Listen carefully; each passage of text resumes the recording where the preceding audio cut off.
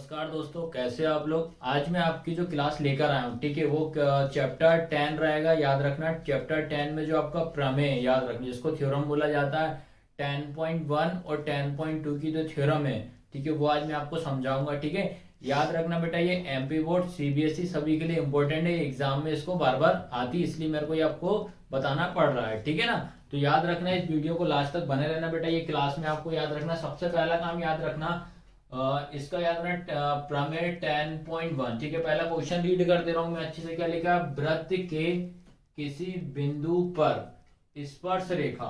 ठीक है, क्या लिखा है बेटा, स्पर्श रेखा। अब स्पर्श रेखा तो क्या है, स्पर्श रेखा को क्या बोलते हैं अपन, टेंजेंट बोलते हैं। फिर स्पर्श बिंदु से जाने वाली त्रिज्या, त्रिज्या को अपन क्या बोलते हैं, याद रखना, रेडियस बोला जाता है। त्रिज्या क्या होती है अपनी, रेडियस होती है।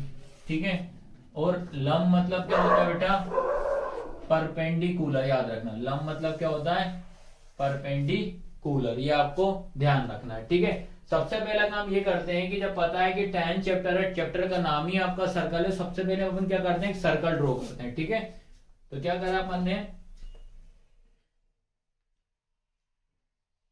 ये सर्कल ड्रॉ करा। ठीक है, अब आपको ये पता होना चाहिए बेटा, टेंजेंट क्या होता है, परपेंडिकुलर क्या होता है। टेंजेंट का मतलब क्या होता है, एक बार और मैं बता दे रहा हूँ। टेंजेंट मतलब स्पर्श रेखा।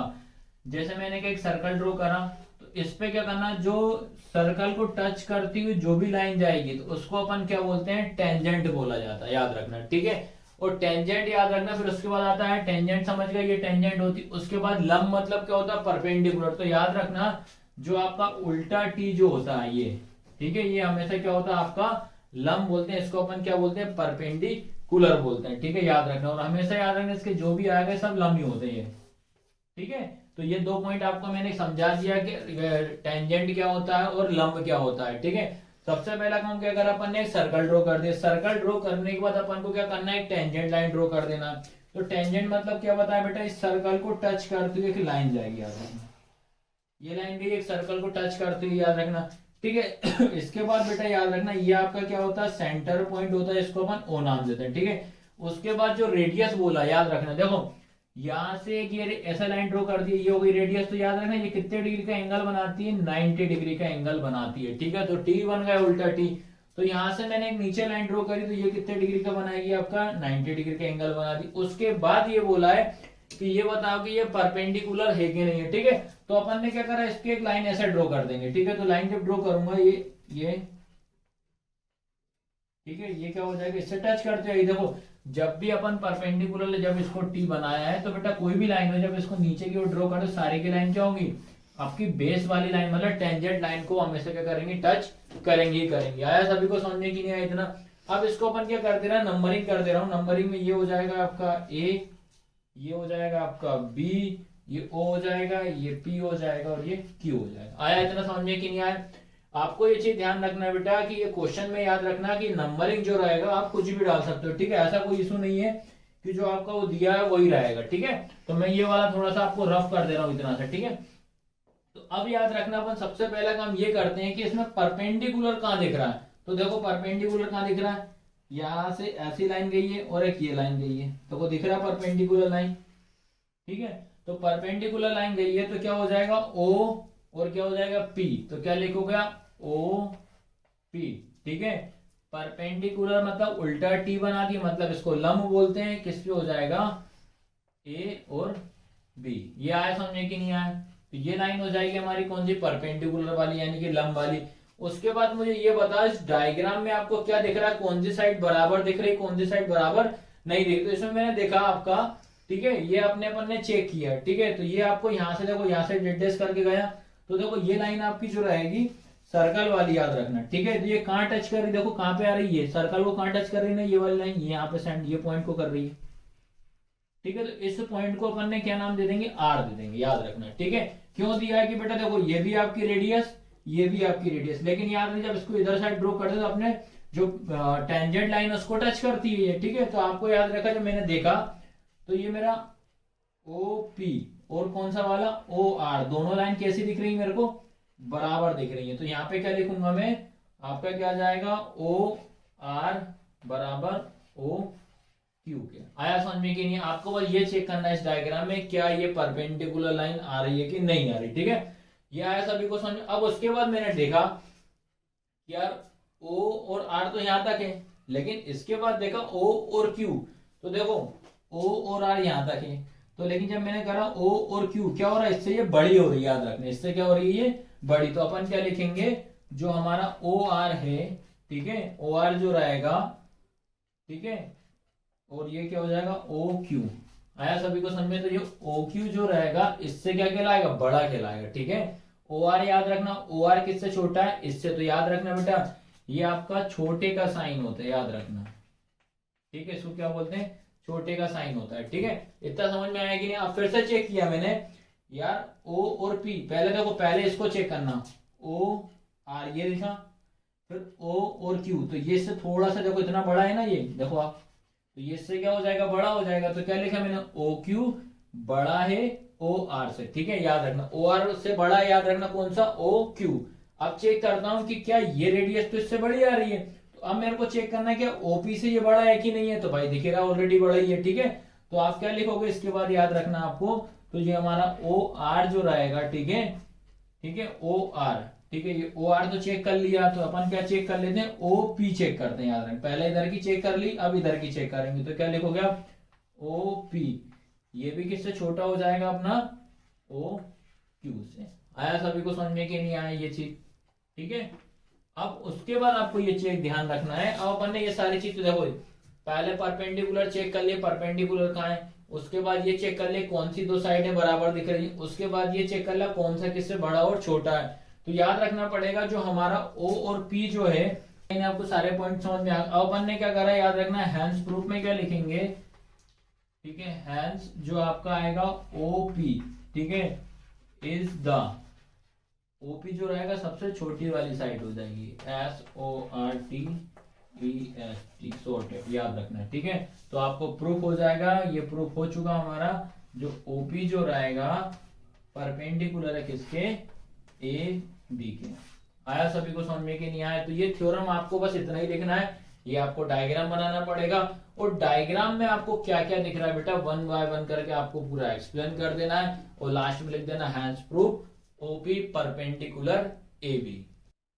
इसके बाद याद रखना बेटा, आपको मैं याद रखना 10.2, ठीक है, 10.2 की थ्योरम बता रहा हूं। ठीक है, इसका प्रमेय रहेगा 10.2, ये क्या बोल रहा है, ये भी एग्जाम में बार बार पूछा गया क्वेश्चन है। ठीक है, तो क्या लिखा है आपका, the length of tangent drawn from an external point to a circle are equal.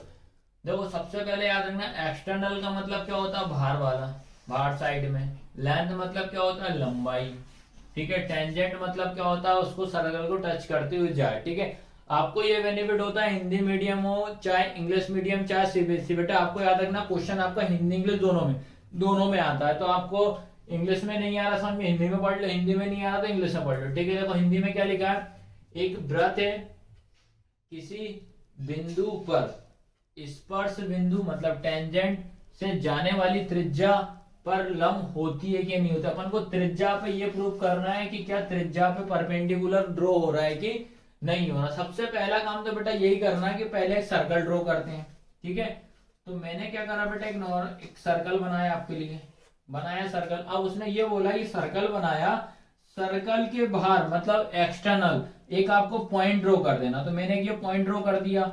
अब उन्होंने ये बोला है कि ये पॉइंट से आपको दो टेंजेंट लाइन ड्रॉ करना है, वो सर्कल को टच करती हुई जाएगी। ठीक है, तो देखो मैं पहले लाइन ड्रॉ कर दे रहा हूँ, यहां से तो ये गई मेरी पहली लाइन, ठीक है, फिर यहां से तो यहां से गई मेरी ये दूसरी लाइन। इतना आया सभी को समझ में कि नहीं? उन्होंने यही बोला है कि एक सर्कल ड्रॉ करना है, सर्कल के बाद आपको एक पॉइंट बनाना, उस पॉइंट से आपको दो लाइन ड्रॉ करनी है, ये पहली हो जाएगी ये दूसरी हो जाएगी। ठीक है, ये होगा अपना सेंटर पॉइंट। अब उन्होंने ये बोला है कि ये प्रूव करो कि इनकी त्रिज्या मतलब परपेंडिकुलर हो रही है कि नहीं हो रही। देखो यहां से मैं एक लाइन ड्रॉ करता हूं, ठीक है, तो आपको बेटा देखो ये से इसको मिला दिया मैंने और फिर इसको यहां से मिला दिया, तो ये बोल रहा है तो ये वाली जो लाइन है, ठीक है, ये और ये क्या ये परपेंडिकुलर है कि नहीं है। परपेंडिकुलर मैंने बता चुका हूं उल्टा टी होता है, और ये कितने डिग्री का बनाता है, 90 डिग्री का। तो अपन इससे समझ गए कि यहाँ पे कितना हो जाएगा आपका 90 डिग्री, यहाँ पे कितना हो जाएगा आपका 90 डिग्री।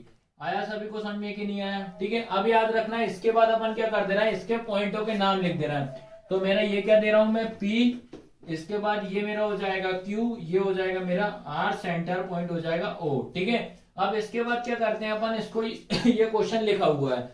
अब इस क्वेश्चन को मैं आपको दो तरीके से सॉल्व करना बताऊंगा। ठीक है, एक तो याद रखना कंकरेंसी थ्योरम होती है, याद रखना, जिसको हिंदी में समवर्ती थ्योरम बोलते हैं। इसके बाद सेकंड इसको पाइथागोरस थ्योरम से भी इसको प्रूव करना आपको बताऊंगा। सबसे पहले याद रखना इस क्वेश्चन को, ये डायग्राम जो बना हुआ है इसको अपन क्या करते हैं, पहले कंकरेंसी इससे थ्योरम से सॉल्व करते हैं। ठीक है,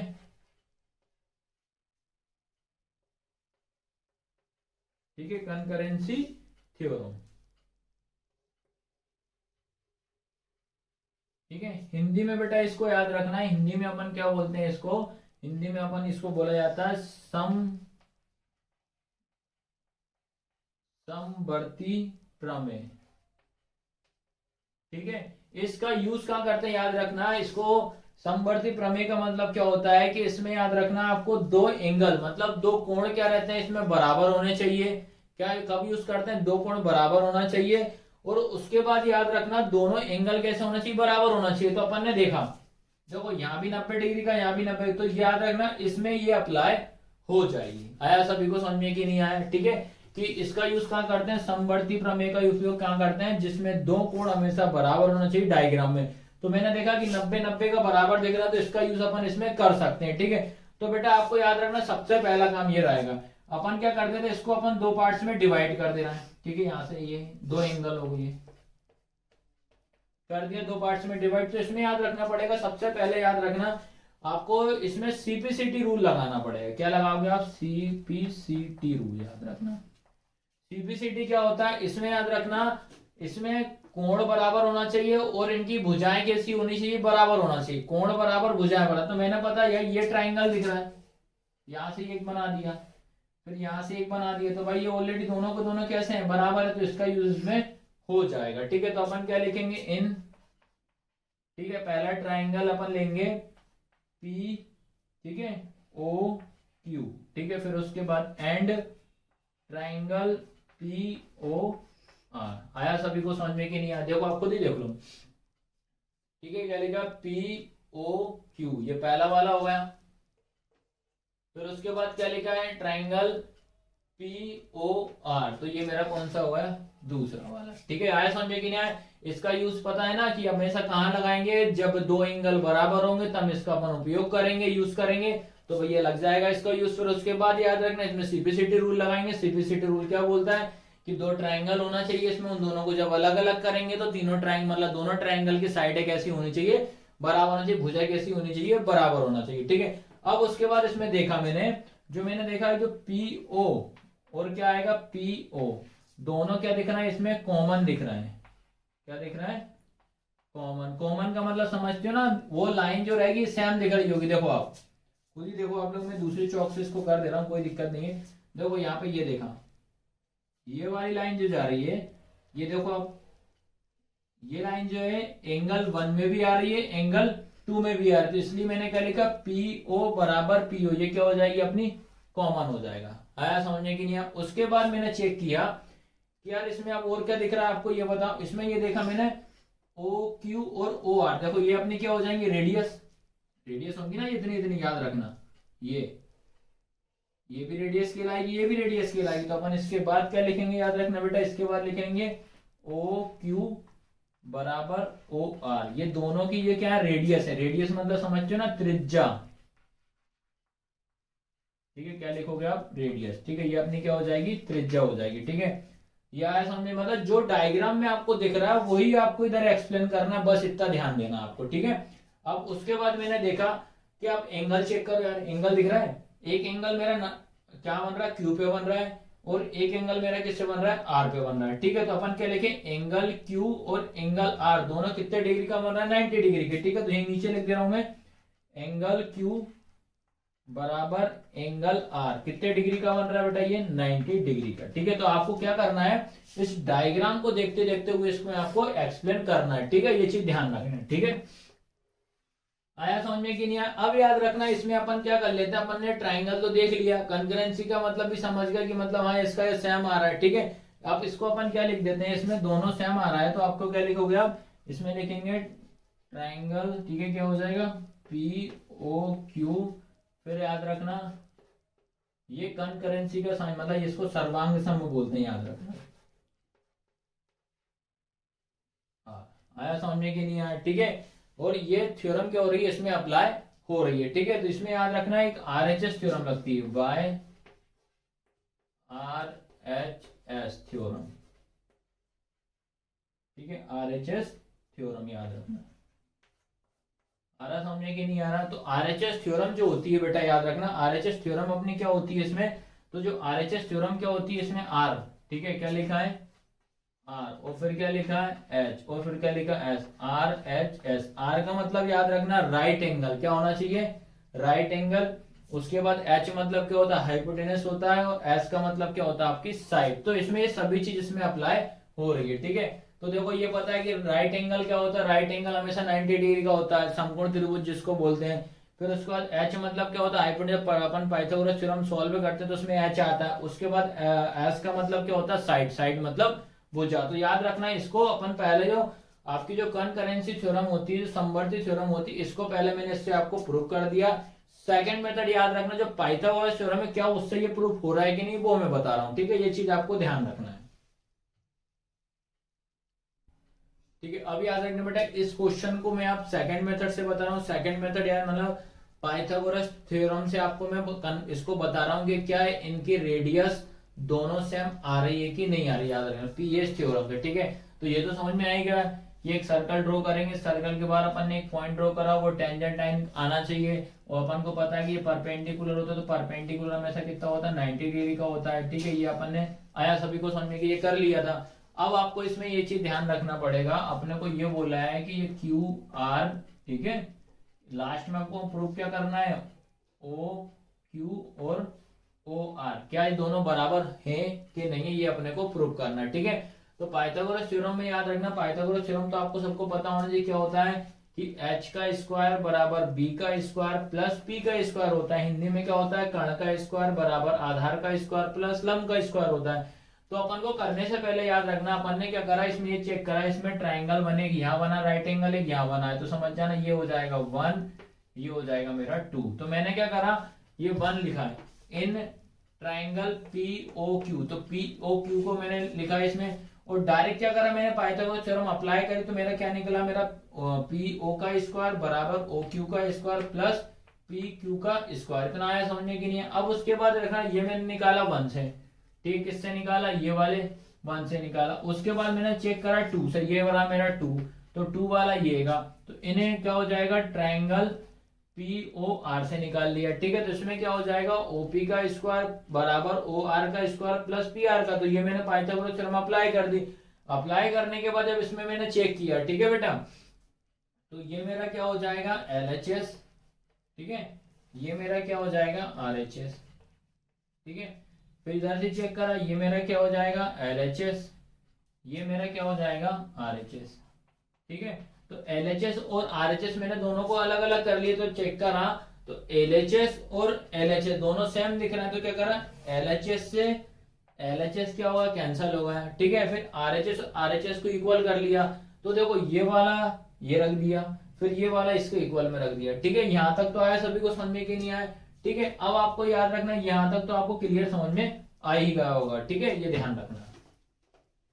रोक आपको यहाँ तक तो सभी को आएगा होगा समझ में, ठीक है। याद रखना ये अपन ने क्या करा, जो आपका समीकरण 1 था, मतलब जो आपका ट्राइंगल 1 था उससे निकाला, ये ट्राइंगल अपन ने सेकंड से निकाला, ठीक है। आपको ये दिमाग में रखना है कि जो रेडियस दोनों हैं, दोनों रेडियस क्या है आपकी बराबर है, ठीक है। तो क्या दिख रहा मेरा ओ क्यू बराबर कितना हो जाएगा ओ आर के, आया समझ में कि नहीं आ रहा, ठीक है। कि ये दोनों रेडियस आपकी क्या है बराबर दिख रही है, ठीक है। तो अपन क्या करेंगे बेटा, ये आपका ओ आर जो लिखा है इसकी रिप्लेस पे क्या कर देंगे ओ क्यू, याद रखना, ठीक है। जब दोनों रेडियस बराबर है तो दोनों की जगह किसी को भी आप रिप्लेस कर सकते, क्यों कर सकते हैं, क्योंकि इस साइड में भी क्या लिखा ओ क्यू लिखा है, तो मैंने इस ओ आर को क्या लिख दूंगा मैं ओ क्यू, तो क्या लिखा मैंने ओ क्यू का स्क्वायर, स्क्वायर लगा तो स्क्वायर लगा दिया प्लस पी आर का स्क्वायर बराबर, इसको सेम नोट डाउन कर दो ओ क्यू का स्क्वायर प्लस पी क्यू का स्क्वायर। आया समझ में कि नहीं आ रहा? ठीक है, आपको ये दिमाग में स्टोर कर लेना है। अपने को क्या करना है कि ये चेक करना है कि भाई देखो रेडियस तो बराबर आ गई। देखो ये क्या है आपकी रेडियस, ठीक है, ये भी आपकी क्या कहलाएगी रेडियस। ठीक है, अपने को ये वाली साइड अब चेक करना है कि ये दोनों बराबर हैं कि नहीं है, ये चीज ध्यान रखना। ठीक है, तो अपन क्या करेंगे, इसके बाद ये वाले नंबर को उठा के इधर लिया तो सभी के साइन क्या हो जाएंगे, चेंज हो जाएंगे। तो पहले याद रख लो, एक को इसी को भी बाहर रख लो, जो पी आर जो रहेगा पी आर को बाहर कर दो। ठीक है, तो अपन क्या कर देना, जो पी आर जो लिखा है इसको अपन बाहर कर देना, इसको ये वाला क्यू इसको उठा के उधर कर लो। पहले इसका मान निकालने के लिए इसको अपनी जगह पे रख लेते हैं, तो ये हो जाएगा पी आर का स्क्वायर। ठीक है, बराबर इसको भी सेम लिख दो, क्या हो जाएगा ओ क्यू का स्क्वायर प्लस पी क्यू का स्क्वायर। अब याद रखना ये वाला नंबर उठ के इधर आएगा तो ये क्या आएगा, हो जाएगा माइनस का क्या हो जाएगा क्यू ओ का स्क्वायर। अब मैंने चेक करा ओ क्यू से ये वाला कैंसल, तो आपका फाइनल बचा क्या बेटा, पी आर का स्क्वायर बराबर क्या बचा, पी क्यू का स्क्वायर। ठीक है, या इसको स्क्वायर से स्क्वायर कैंसल हो जाएगा, तो फाइनल आंसर क्या आया, पी आर बराबर पी क्यू। आया सभी को समझ में? और यही अपने को क्या करना था, प्रूव करना। तो एक चीज याद रखना बेटा, 10.2 जो प्रमेय आप कर रहे हो इसमें से मैंने दो मेथड बताई, दोनों में से आपको कोई से भी एक करना, या तो कंकरेंसी वाली कर लेना जो समवर्ती प्रमेय थी, ठीक है, सेकंड या पीएस थ्योरम कर लेना। ठीक है, याद रखना। तो वीडियो कैसी लगी, लाइक शेयर सब्सक्राइब जरूर करना। धन्यवाद।